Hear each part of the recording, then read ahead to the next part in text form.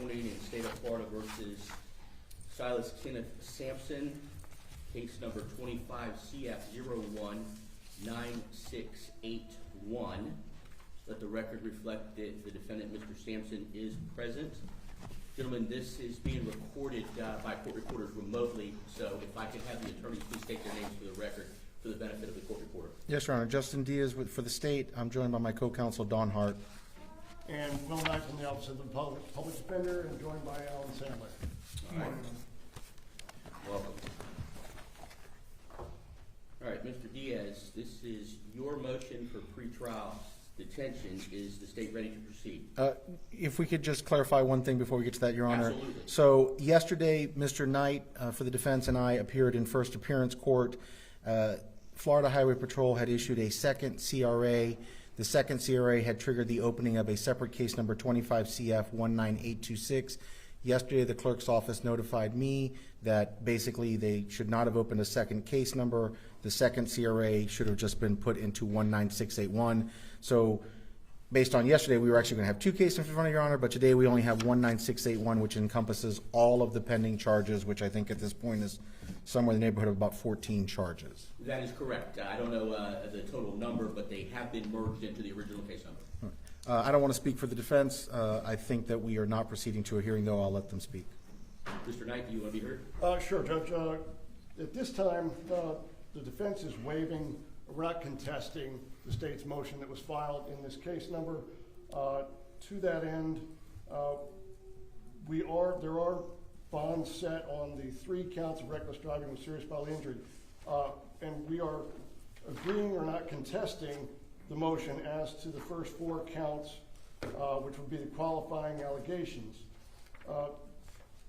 As to the fleeing to elude charges, I think there are 1, 2, 3, 4, 5, 6. Those we would ask that the court consider bond after. I would guess that the court wants to entertain argument first from the state on that.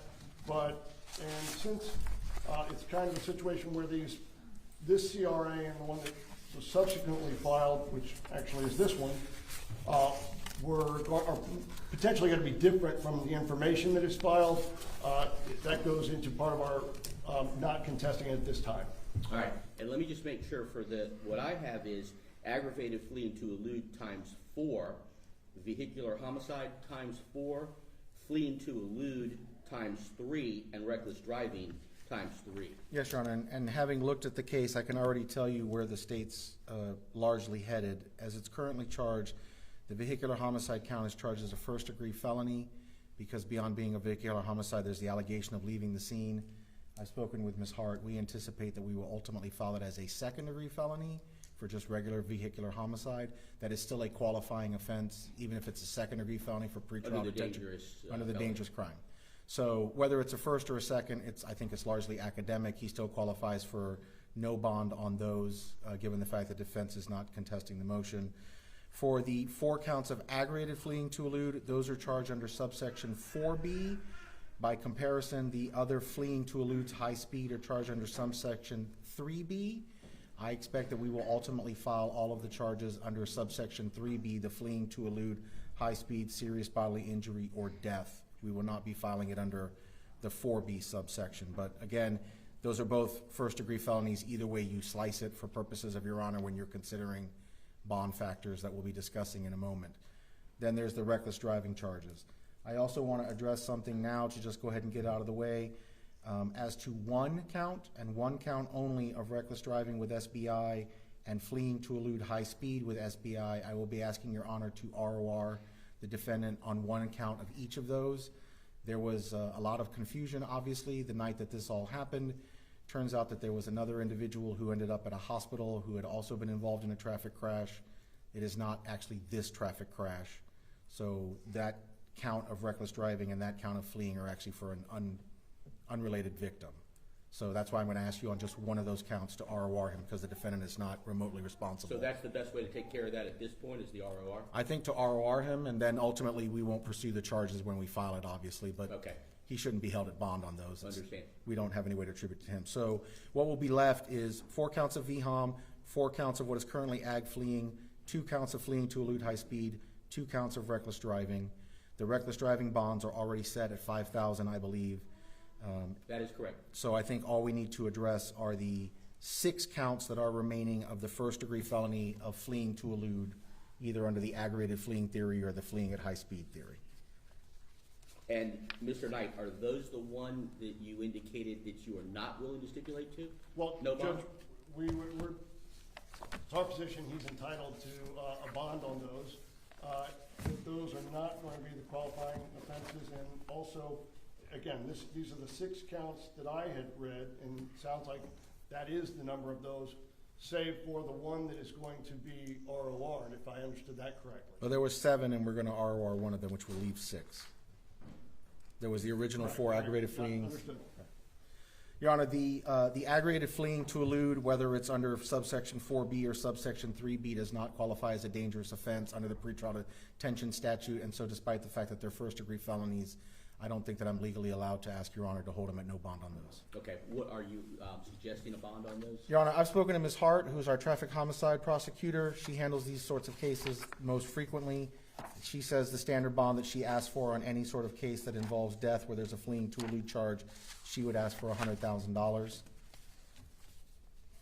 Mr. Knight, do you intend to oppose the $100,000 on those? Judge, we'd ask for something substantially less, given Mr. Sampson is a 22-year-old young man.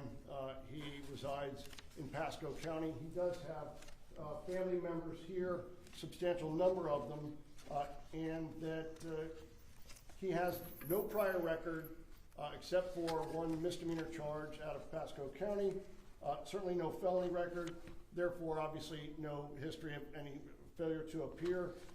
This, in spite of the allegations here, and given his lack of prior record, given the overall circumstances, and given that he's going to be held without bond on the other charges, a number of bond that high seems a bit along the lines of excessive, and so to that end, we'd ask for something along in the neighborhood of anywhere from $10,000 to $20,000 per count. Judge, I agree with Mr. Knight that the defendant's prior record is, criminal record is the one prior misdemeanor. That was originally a case involving a firearm that was ultimately reduced to a misdemeanor. He was placed on probation. That probation would have terminated somewhere not very long before this incident. The defendant also does have a prior juvenile record. Obviously, that won't go on a score sheet because it's 5 years separated, but that was a fleeing to elude case. I would note that Judge, we have to lodge an objection to that. The court shouldn't consider there's any testimony of that sort. Well, I mean, it's technically a bond hearing. Let's skip that, Mr. Diaz. Yes, Your Honor. Just an advice of caution. The other thing that I would note is the defendant's driving record indicates that several months before this incident, the defendant was charged with speeding, doing 90 in a 70. That's his most recent driving history. Obviously, that's a concern to the state given the fact that he is alleged to have been doing in excess of 90 miles an hour, in this case, down 7th Avenue. So he's again driving somewhere in the neighborhood of 90 miles or higher twice this year already. All right, I certainly agree that that's relevant. And Mr. Knight, just to be clear, you're not challenging any of the probable cause at this time. You're just arguing the bond amount on those additional counts. That is correct. Okay. All right, is there anything else from the defense? No, Your Honor. Anything else from the state? No, Your Honor. All right. As to the vehicular homicide, Mr. Sampson, you will be held, that's ×4, at no bond.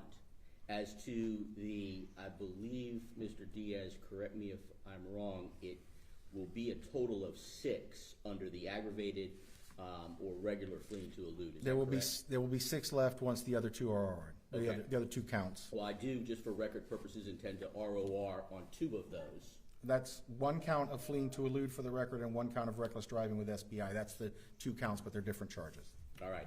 He will be ROR'd on each of those 1 counts, separate charges, leaving then 6 remaining counts for which I will set Mr. Sampson's bond at $100,000 on each. Mr. Diaz, are there any special conditions that you wish to have imposed in addition to that $100,000 bond? Your Honor, at this point, I don't I don't think there's any special conditions we would ask for, given the fact the defendant can't get out, but I'm consulting my co-counsel. Certainly. No, Your Honor, thank you. Okay, I understand the most important thing is that he is being held with no bond pending trial on the 4 counts of vehicular homicide. Is there anything from the clerk? You're granting the state's motion, correct? I'm sorry? You're granting the state's motion, correct? I am absolutely granting the state's motion. Let the record reflect that without opposition. Mr. Diaz, I will ask that you submit some form of a written standard order so I can sign and have it in the file. Please send it to Mr. Knight. Make sure there is no objection to the language, but I would like a written order in the file. Yes, Your Honor. And for the record, we're not addressing it today, but I did provide Mr. Knight a copy of a search warrant that has previously been signed by one of the other judges. The defendant has been ordered to compel his passcode to his phone. I expect we'll take that up at arraignment. All right, and at this time, I do not believe that we have a division or a future court date. The case is by proposal assigned to Division I. Who is that? Judge Rice. All right. And that usually is where it will go, Right.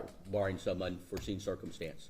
But I don't have a future court date for you at this time in front of Judge Rice. That's correct. We'll get charges filed in the next week or so, and then an arraignment date will get set. All right. Thank you all very much. Thank you, Your Honor.